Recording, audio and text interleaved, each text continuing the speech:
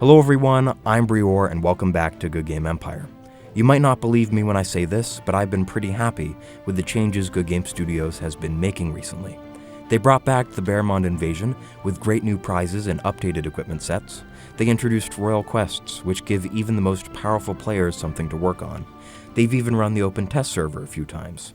Even though I might not agree with all of the changes they've made recently, I can still see where they're trying to take Goodgame Empire, and it makes sense. Goodgame Empire is a good game, but that doesn't mean it's perfect. The game has long been filled with small annoyances that, upon reflection, just don't make sense. To that end, here are 16 quick fixes for Goodgame Empire. Number 1. Make separate incoming horns for shapeshifters. When you're being attacked in Goodgame Empire, a red incoming horn appears with a red screen outline. It's pretty difficult to miss. These visual cues inspire urgency on the behalf of the defender, who must rush into action to pull together a defense. This makes sense for attacks from real players, since the defender stands to lose troops and potentially have his castle set afire. Shapeshifter incomings, however, can't actually hurt the defender, so why should they get the same visual warning?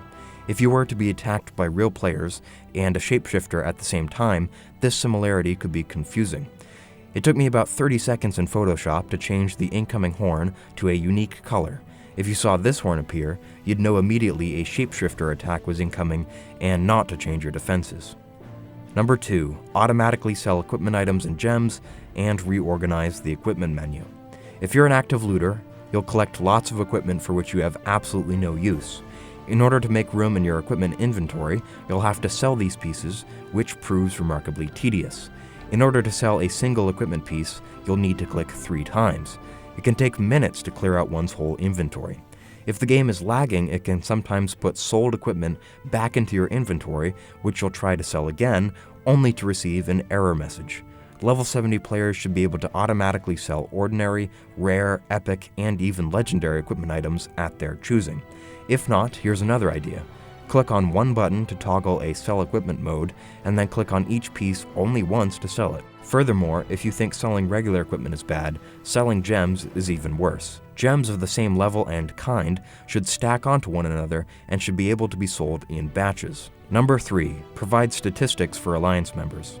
Most large alliances track their members' participation in events and in the weekly looting rankings.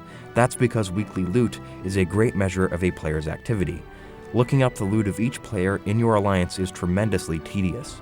Weekly loot, and perhaps a few other details, could easily be tracked on the alliance roster page, just like daily glory points. Better yet, information like this could have its own separate tab, with information from previous weeks and all of that good stuff. Number 4. Desertion Warning. When you run out of food in one of your castles, any extra troops you can't feed will desert you. This is pretty annoying when it happens while you're offline, but it's even more aggravating when you're online and could have done something to prevent it. An easy way to check your food reserves at all of your castles is to visit the storehouse, but while this tells you how much food you have, it doesn't tell you how long that buys you. Why not have a configurable desertion warning that alerts you to move food over to one of your castles? Players should be able to adjust the time at which this warning appears.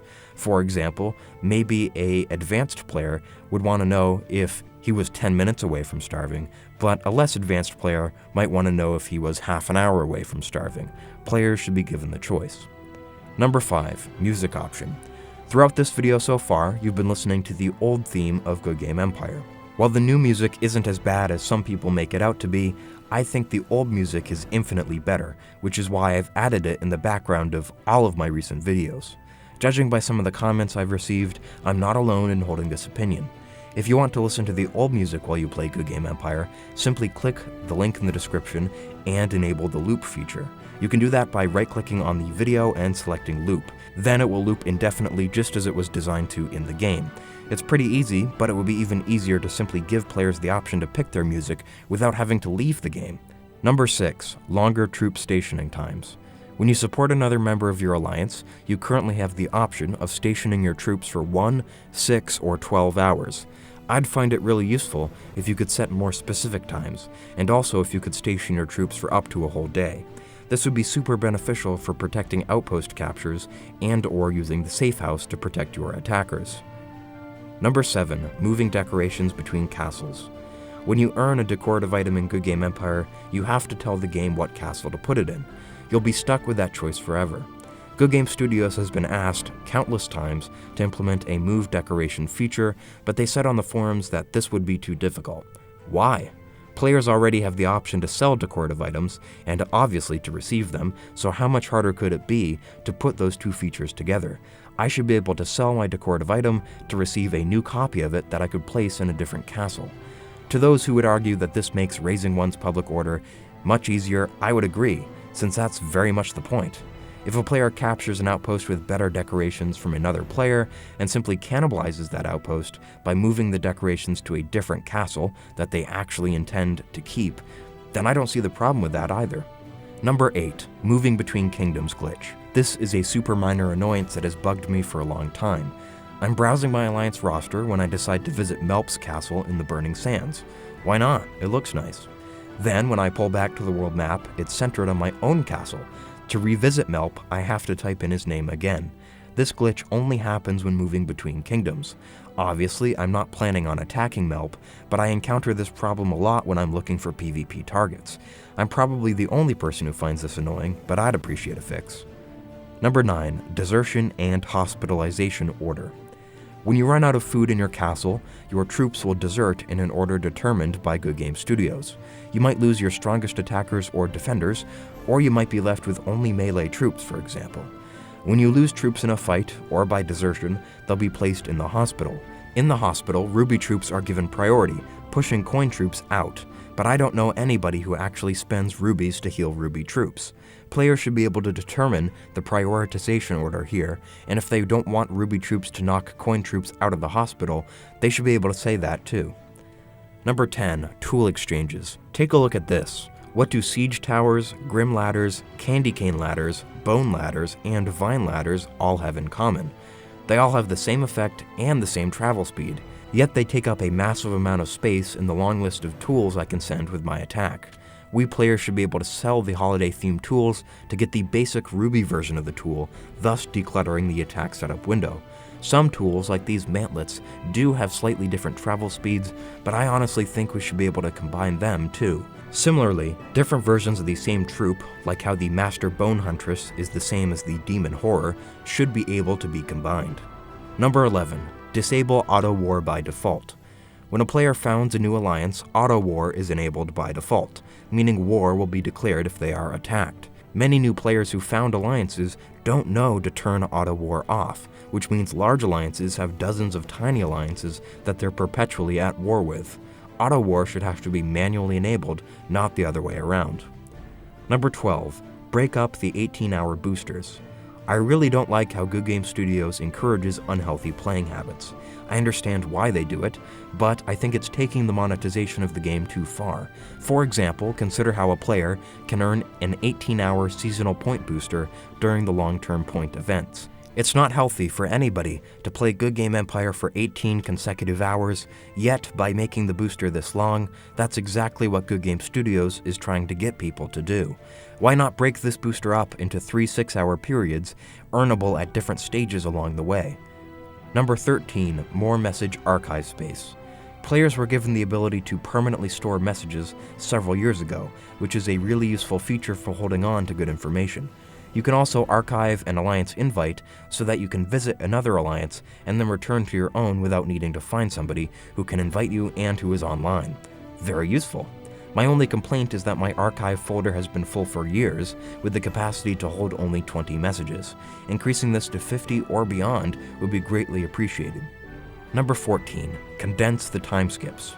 I'm sure you're all acutely aware of the recent changes Goodgame Studios made to time skips, but while 24-hour skips may no longer be a thing, active looters have thousands of tiny skips that we can't really use. I can't use these skips fast enough when running attacks on nomad and samurai camps, and completing buildings with them is also out of the question. Perhaps time skips should be added to a time bank of sorts, where you can skip any cooldown or construction immediately with one easy click. At the very least, we should again be allowed to trade in these time skips for skips of equal value but higher denomination. Number 15. Sending kingdom and regular resources together. If you want to send regular and kingdom resources between your castles, you'll need to make multiple trips. This is true between the kingdoms and also between castles in the same kingdom, and I'm not sure why. It causes players to waste time skips, and even rubies if they're moving resources between kingdoms.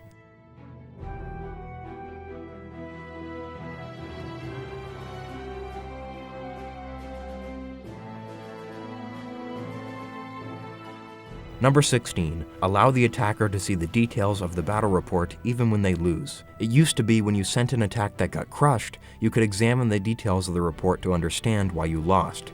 Goodgame Studios removed this feature for whatever reason, and while you can still see whether your attackers overcame the wall, you can't view any further details about your opponent's setup.